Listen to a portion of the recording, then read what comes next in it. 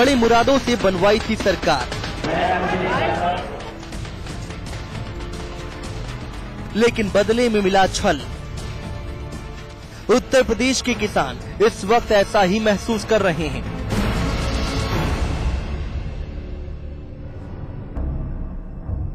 दरअसल चुनाव के वक्त समाजवादी पार्टी ने अपने घोषणा पत्र में इस बात का ऐलान किया था कि सरकार में आने पर किसानों का 50,000 तक का कर्ज माफ कर दिया जाएगा। तंग और बेहाल किसानों ने इस वायदे को सच मानते हुए बैलेट के जरिए दिल खोलकर साइकिल दौड़ाई और साइकिल पहुंच गई 5 कालिदास मार्ग। अब बारी थी वायदे को पूरा करने की। किसान टकटकी लगाए बैठे थे कि जल्द ही वो कर्ज के मर्ज से उबर जाएंगे। सरकारी प्रक्रिया शुरू हुई तो पता चला कि कर्ज माफी के लिए सरकारी खजाने से 14,000 करोड़ रुपए खर्च करने पड़ेंगे। बजट सियासी वायदे पर भारी पड़ने लगा तो सरकार ने नई तिकड़म भिड़ाते हुए क्लॉज लगा दिया कि सिर्फ उन्हीं किसानों के कर्ज माफ होंगे जिन्होंने यूपी सहकारी ग्राम विकास बैंक से लोन लिया हो और साथ ही कम से कम कर्ज का 10% बैंक को चुकता कर दिया हो। अब ये क्या बात हुई साहब? वोट मांगते वक्त तो आपने कोई क्लॉज लगाया ही नहीं, फिर आज ये पेच क्यों? बहरहाल अगर सरकार के इस नए क्लॉज के लिहाज से देखें तो सूबे में करीब 3.5 लाख किसान ऐसे हैं जो कर्ज माफी के दायरे में आते हैं, जिन पर कुल खर्च होगा 1,500 करोड़ रुपए, यानी ओरिजिनल बजट का महज 10%। अब भला उन लाखों किसानों का क्या होगा जो कर्ज माफी की खुशफहमी में ही जी रहे थे? उन्हें कौन समझाए कि चुनाव से पहले और चुनाव के बाद के हालातों में कितना फर्क आ जाता है। फिलहाल तो बेहाल परेशान किसान उस वक्त को कोस रहे हैं जब उन्होंने चुनावी वायदों पर आंख मूंद कर यकीन किया था। आलोक साहिल, समाचार प्लस।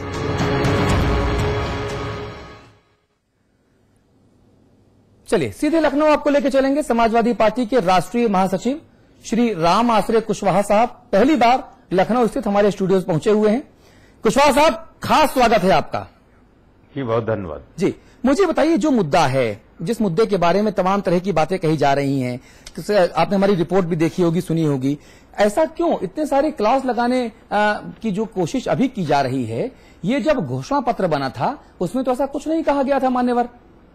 देखिए, बड़ा अंडरस्टूड है, जो किसान ऋण लेता है हाँ। तो या तो सहकारी बैंक से लेता है या भूमि विकास बैंक से लेता है। ये दो ही बैंक है एथराइज्ड किसानों को लोन देने के लिए।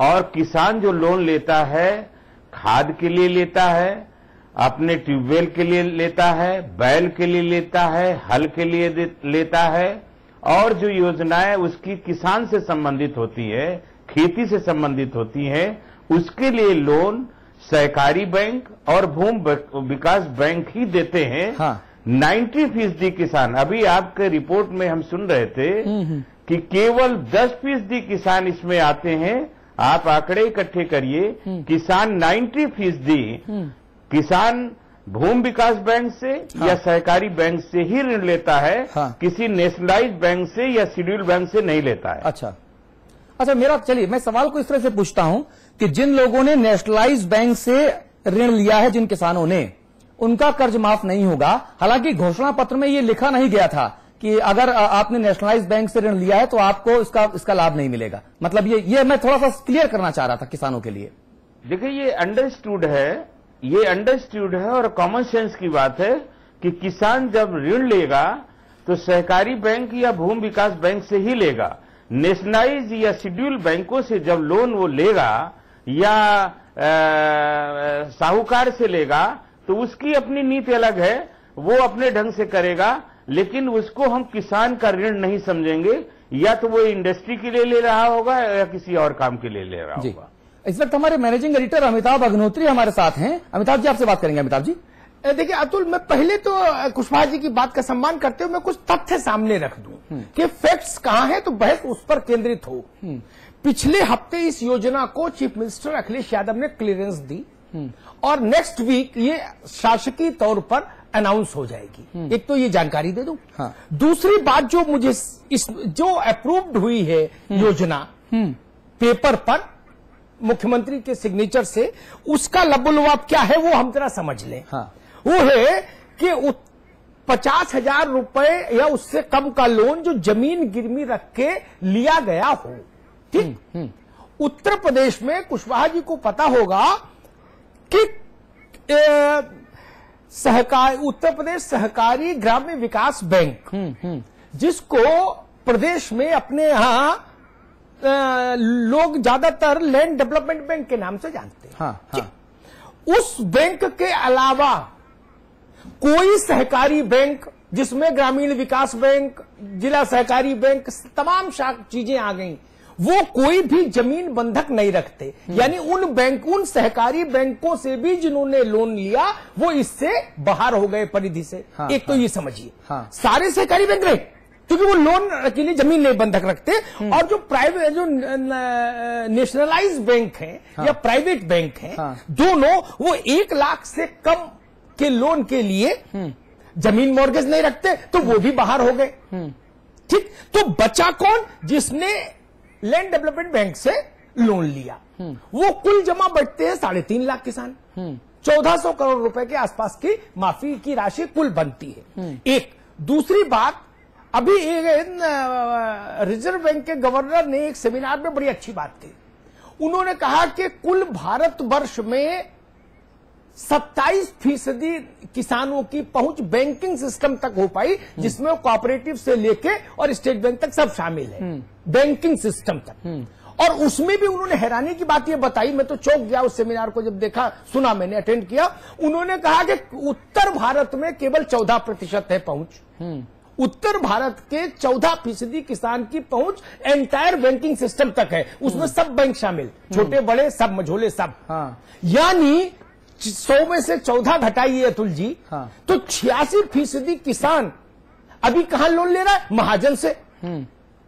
तो मूल बात क्या आई? मूल बात आई कि जो ब्यूरोक्रेट्स थे, मुलायम सिंह जी ने जब ऐलान किया चुनाव की सभाओं में, तो उन्होंने हाथ उठा के सभा में कहा कि 50,000 तक जिसका लोन है सब माफ करेंगे अगर सरकार में आए। तो जनता में मैसेज गया कि 50,000 तक लोन है, वो एक्स बैंक से हो, वाई बैंक से हो, जेड बैंक से हो, सो व्हाट, ठीक बात है, वो छूट हमको मिलेगी। लेकिन ब्यूरोक्रेट्स ने जो राइडर्स लगाए और उन्होंने सरकार का बजट 14,000 से घटा के 1,500 पे कर दिया। ठीक बात। कुशवाहा जी, क्या यहाँ पे जो एक सूरत हाल उभरती है वो ये उभरती है क्या कि साहब अश्वत्थामा मारा गया? अब वो अश्वत्थामा कौन था? वो हाथी था या द्रोणाचार्य जी का बेटा था? सिर्फ अश्वत्थामा मारा गया, कर्ज माफ कर देंगे, लेकिन किसका करेंगे, कौन से क्लॉज लगाएंगे, ये नहीं बताया। सुनिए, महाभारत का प्रसंग आप ले रहे हैं, आप जो दलील दे रहे हैं, आप इसका जवाब भी तो सुनिए। हाँ, सुनाइए।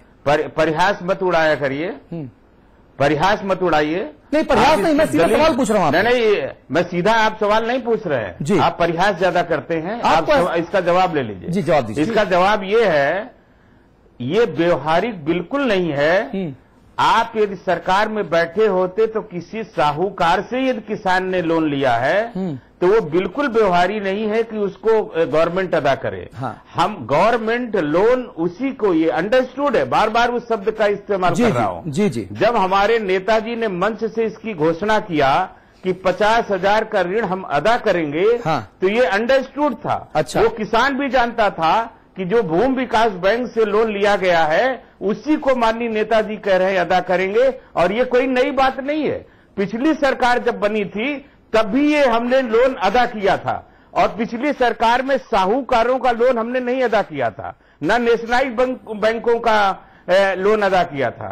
तो इससे अश्वत्थामा मारा गया, वो अश्वत्थामा और इस लोन में बहुत फर्क है। मैं आपको अवगत करा देना चाहता हूं, वो किसान भी जानता था। पिछली बार भी हमारी सरकार थी तो ऋण हमने अदा किया था, और वो किसानों का ऋण अदा हुआ था जो किसान विकास, ग्रामीण विकास बैंक से लोन लिया था। साहूकारों का और नेशनलाइज्ड बैंकों से लिया गया किसानों का ऋण हमने नहीं अदा किया था। ये सारा किसान जानता है। ये आप जरूर अश्वत्थामा की बात कर रहे हैं, लेकिन किसान इस बात को समझता था। किसान हमारे साथ समाचार प्लस पर एक्सक्लूसिव बातचीत करने के लिए बहुजन समाज पार्टी के राष्ट्रीय महासचिव श्री स्वामी प्रसाद मौर्य साहब जुड़ गए हैं। मौर्य साहब, बहुत बहुत स्वागत है आपका समाचार प्लस पर। मौर्य साहब, मुझे बताइए, अखिलेश यादव सरकार ने सरकार बनने से पहले समाजवादी पार्टी ने एक के बाद एक वायदों की झड़ी लगा दी।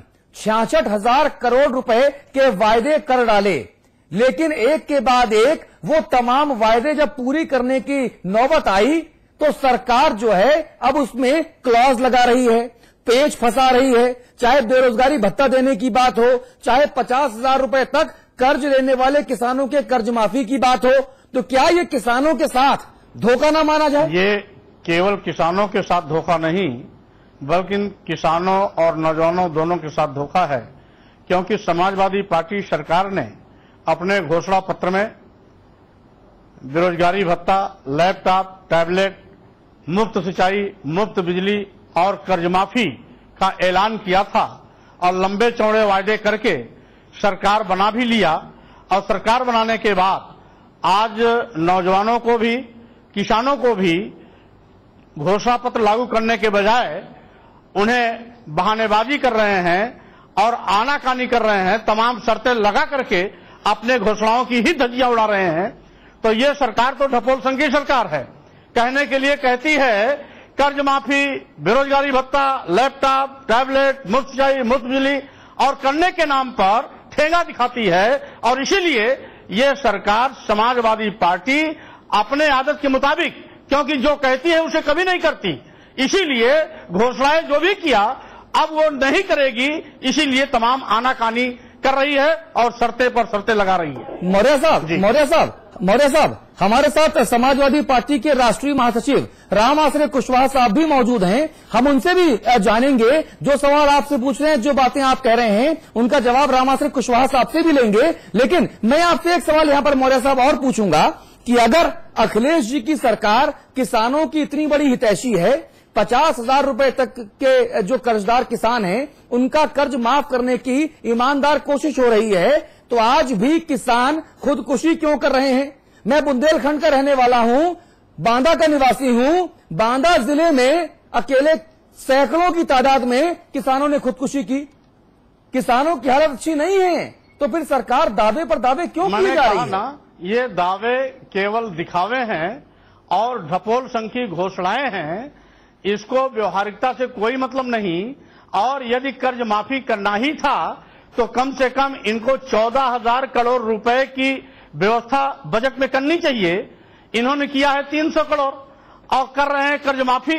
तो ये तो केवल जैसे बच्चों को टॉफी दिया नहीं, मौर्य जी, उसके पीछे के जो जुगाड़ है, मैं आपको ही बताना चाहता हूं और दर्शकों को ही बताना चाहता हूं। जुगाड़ यह है कि अगर 50,000 रुपए तक कर्ज लेने वाले सभी किसानों की कर्ज माफी सरकार करती है, तो आप बिल्कुल सही आंकड़ा दे रहे हैं मौर्य साहब, उसके लिए 14,000 करोड़ रुपए की जरूरत होती।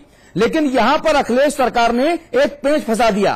पेंच ये फंसा दिया कि साहब कर्ज माफी सिर्फ उसकी होगी जिसने यूपी सहकारी ग्राम विकास बैंक से लोन लिया हो। ये लीजिए, तो अब सरकार बन गई, मेन मकसद था इनको कर्ज माफी करना नहीं था। मेन मकसद था किसानों और नौजवानों को गुमराह कर सरकार बनाना। सरकार बना लिए तो किसान और नौजवान आज दोनों उपेक्षा के शिकार हो गए हैं। और यही कारण है कि आज नौजवान भी अपने को ठगा महसूस कर रहा है, किसान भी अपने को ठगा महसूस कर रहा है।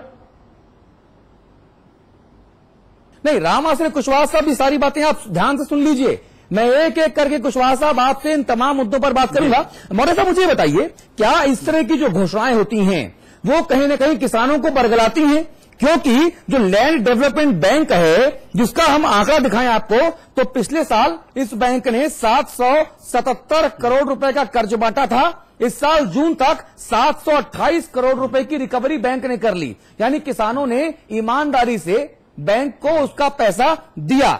लेकिन इस साल की मैं अगर बात करूं, अखिलेश जी की सरकार बनने और समाजवादी पार्टी के दावों और घोषणाओं के बाद अभी तक 774 करोड़ रुपए के एवज में सिर्फ 350 करोड़ रुपए की रिकवरी बैंक कर पाया है। यानी सरकार की घोषणाओं से सहकारी बैंक को ही चूना लग रहा है। स्वाभाविक रूप से बैंकों का बड़े पैमाने पर नुकसान हुआ है और